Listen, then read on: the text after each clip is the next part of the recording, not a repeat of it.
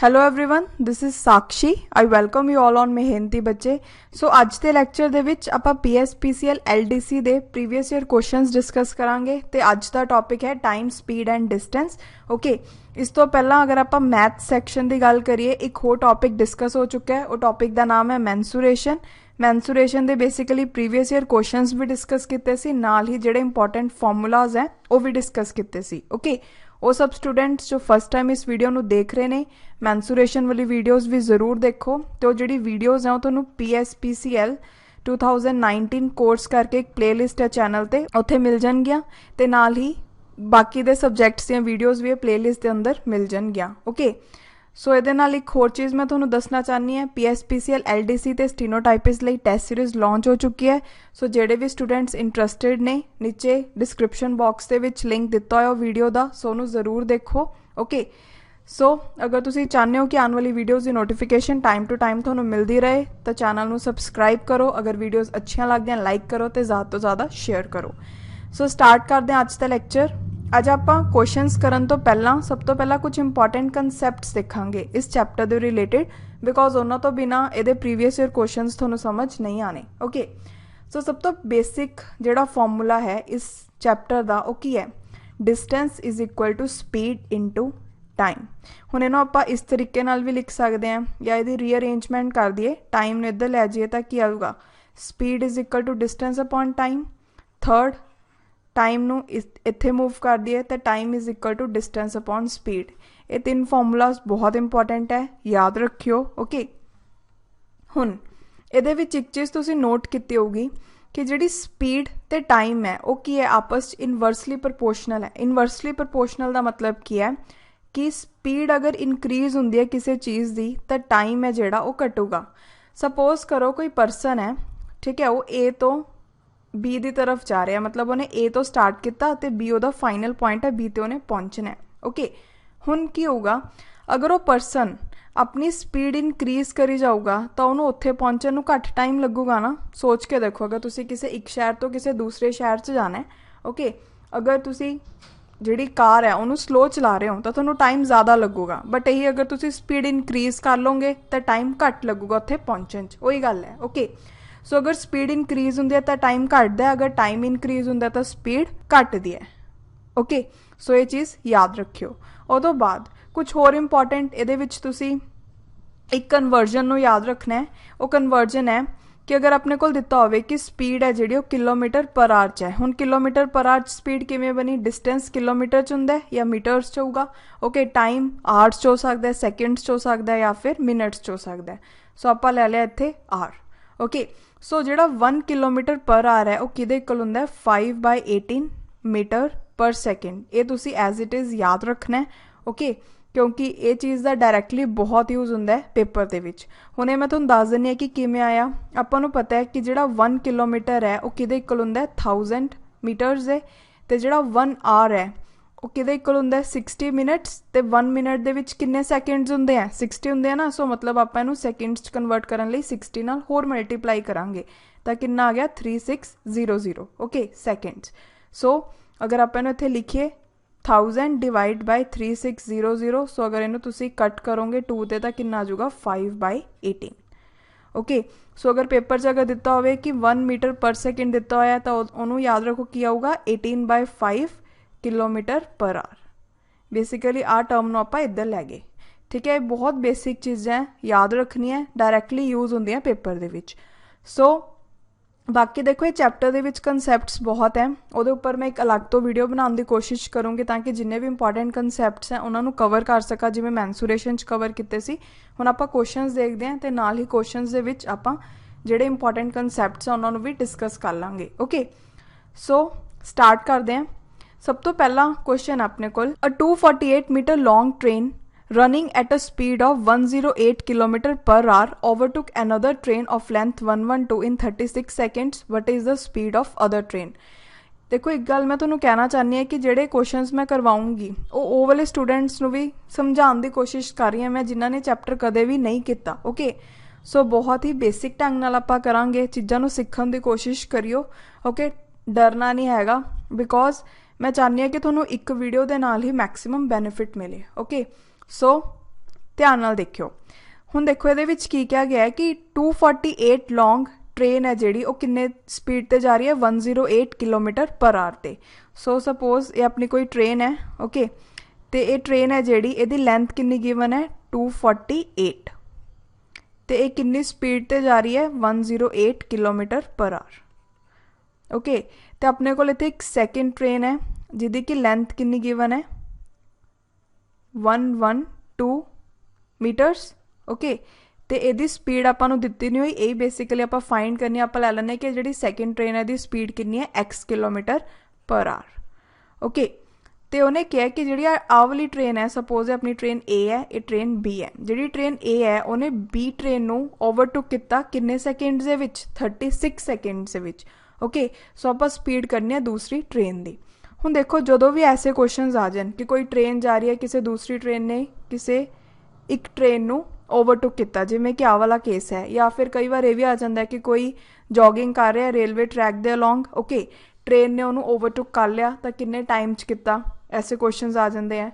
या फिर कई बार आता है कि दो ओपोजिट प्लेसिस तो, जिमें कि इत्थे आपां लै लीए ए है ये बी प्लेस है, इत्थों दो बसिस आ रही हैं या दो कार्स आ रही हैं एक दूजे की तरफ ठीक है, तो टाइम दसना होंगे कि कदों मीट करनगियां। इत्थे स्पीड गिवन होंदी है कि ये इन्ने स्पीड ते जा रही है, इन्ने स्पीड ते जा रही है, डिस्टेंस गिवन होंदा तो टाइम कढ़ना होंदा है। जदों भी ऐसे क्वेश्चनस आ जान तो उत्थे एक फॉर्मूला मैं दस दी वो याद रखियो। वो फॉर्मूला है टाइम ऑफ मीट, कि दो बॉडीज आपस च कदों मीट करनगियां वो किहदे इक्वल आऊगा कि डिस्टेंस किन्ने दो बॉडीज दे विच okay divide by relative speed. हुण देखो रिलेटिव स्पीड का भी थोड़ा जिहा आपां कंसैप्ट देखते हैं। जिहड़ा रिलेटिव स्पीड हुंदी है उहदे विच दो केस याद रखने हैं ओके।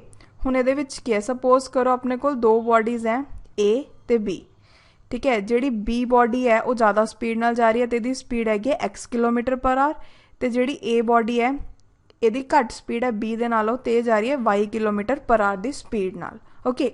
सो इस केस दे विच जिहड़ी रिलेटिव स्पीड आऊगी वो किहदे इक्वल आऊगी x माइनस वाई, बेसिकली जिहदी ज़्यादा स्पीड होंगी उस चों जिहदी घट स्पीड है उन्होंने माइनस कर दिया। मतलब अगर इस तुसीं ये याद रखना है कि अगर दो बॉडी सेम डायरैक्शन च जा रही हैं तो उन्हों की जिहड़ी रिलेटिव स्पीड वो किहदे इक्वल आऊगी, आपां दोनों की स्पीड नूं माइनस करांगे ओके।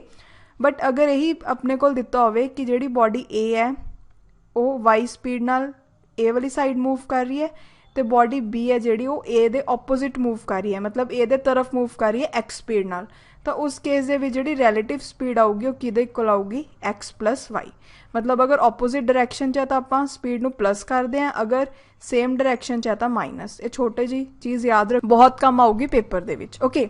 सो हुण क्वेश्चन सॉल्व करते हैं। इहदे विच बेसिकली अपने कोल टाइम ऑफ मीट दिता होया है, मतलब ये जिहड़ी ट्रेन ए है उन्हें बी नूं 36 सैकेंड्स दे विच ओवरटेक किया ठीक है।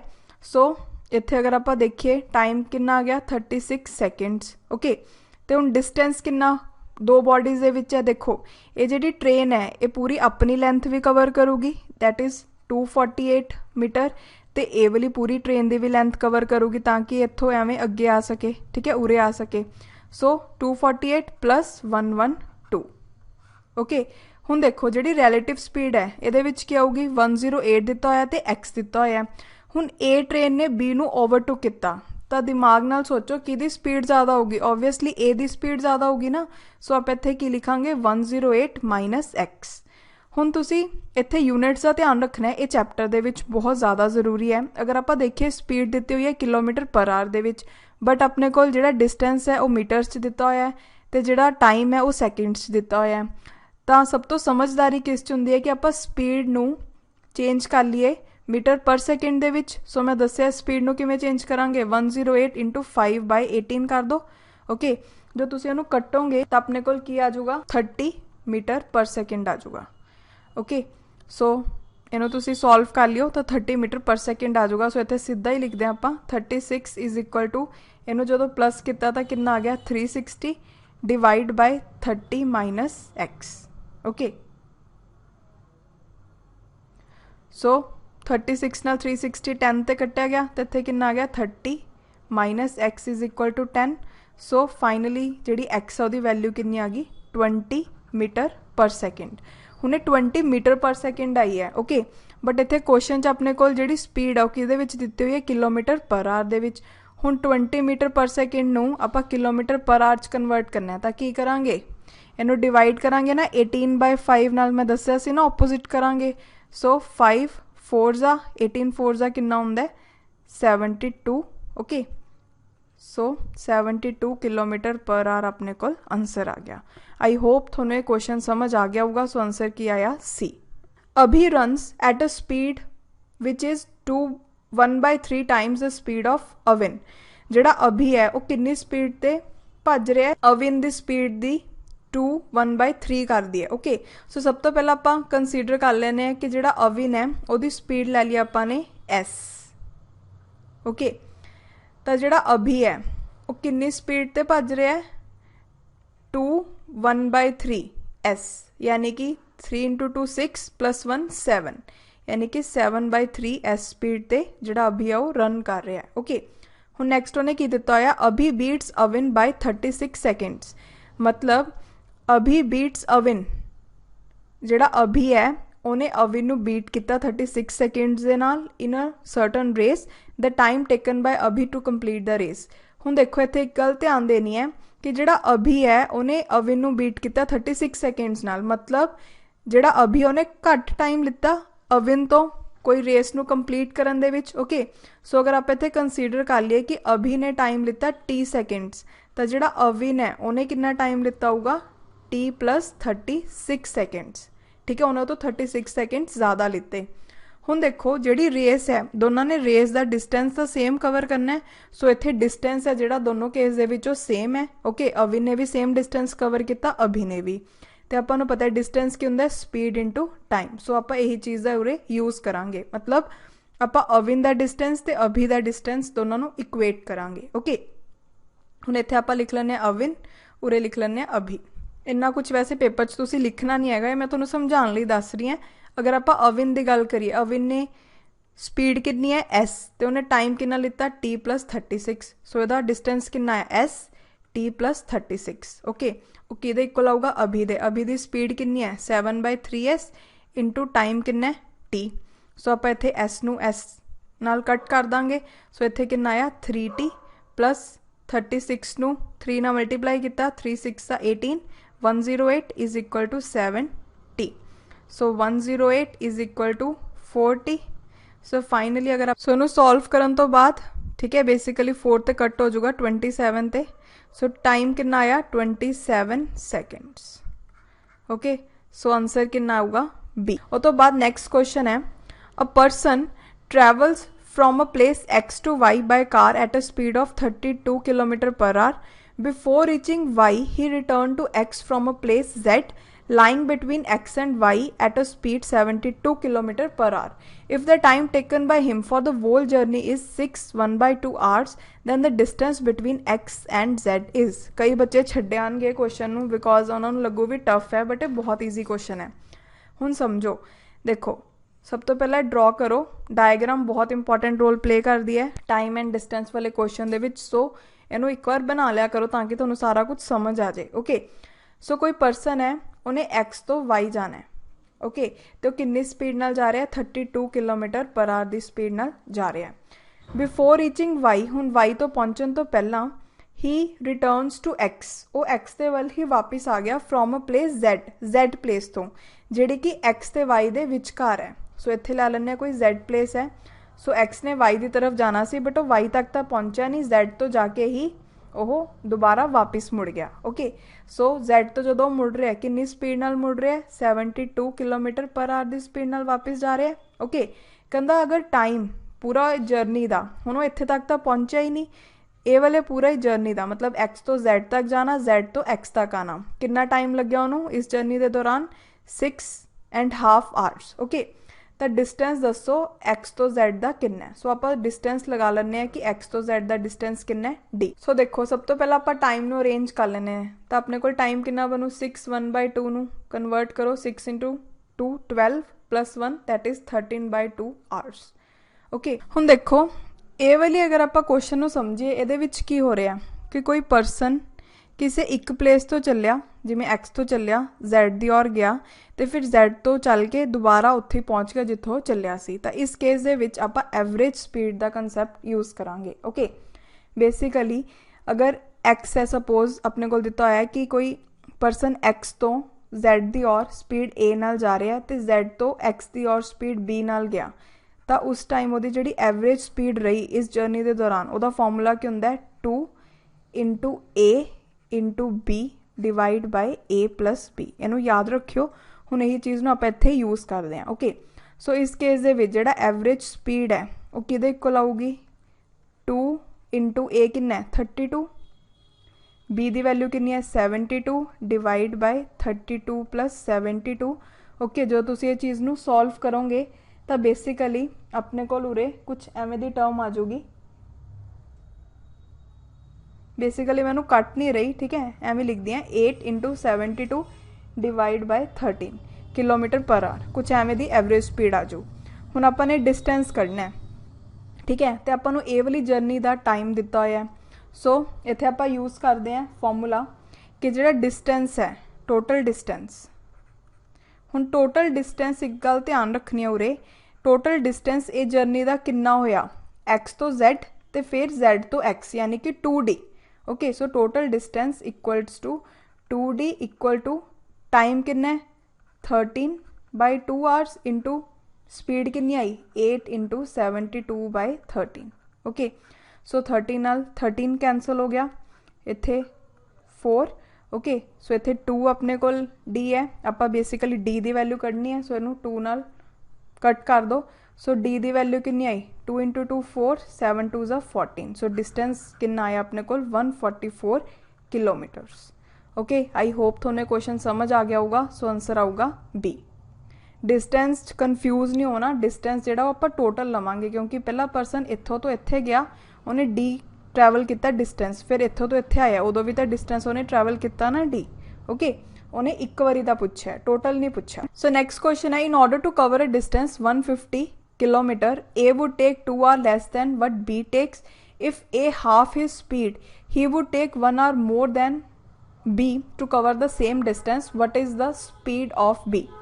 हुण देखो आप इत्थे इक्वेट करांगे टाइम नूं, क्योंकि अगर आप कुछ होर इक्वेट करते हैं तो वो जो क्वेश्चन है थोड़ा टफ हो जाऊगा। ये अलग अलग मैथड्स हैं। ओके, सो मैं जो इतने मैथड यूज़ कर रही हूँ टाइम नू इक्वेट वाला यूज़ कर रही हूँ। सो अगर आप देखिए सपोज आप लै लें कि जोड़ा ए है वो ए स्पीड के नाल ट्रैवल कर रहा है। Okay, A kilometre per our वो मैं स्पीड लै ली, तो जोड़ा बी है वो जा रहा है 20 किलोमीटर पर आवर की स्पीड नाल। ओके, ताकि कन्फ्यूजन ना हो। सो सब तो पहला इत्थे आपां टाइम कड्ढीए कि ए नूं कितना टाइम लग्या 150 किलोमीटर डिस्टेंस नूं ट्रैवल करन च किवें लिखांगे, टाइम की हुंदा डिस्टेंस अपॉन स्पीड। सो टाइम डिस्टेंस कितना दिता होया इहदा 150 ते स्पीड कितनी है ए, मतलब टाइम ए दे लई कितना आ गया ये।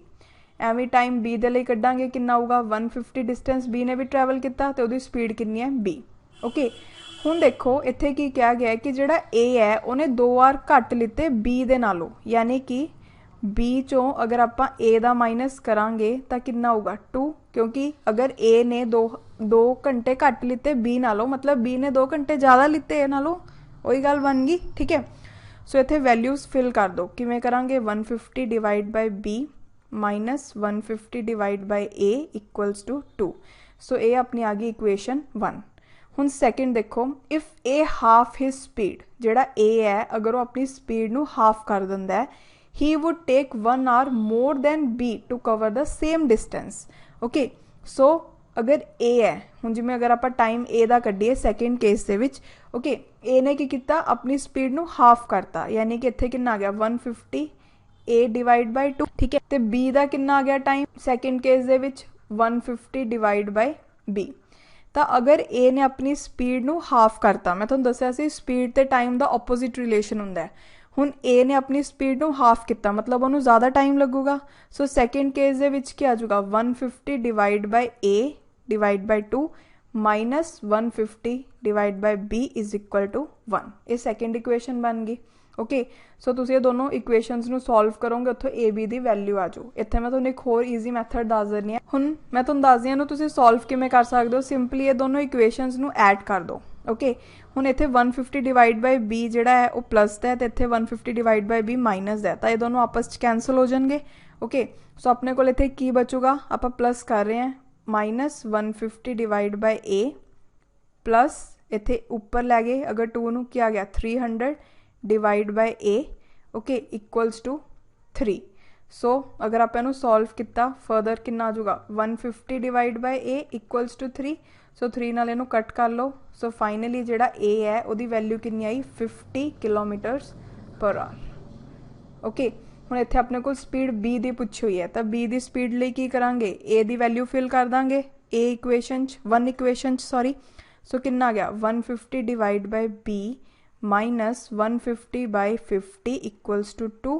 सो इनू कैंसल कर दो 3 ते गया तो 150 divide by b is equal to 5।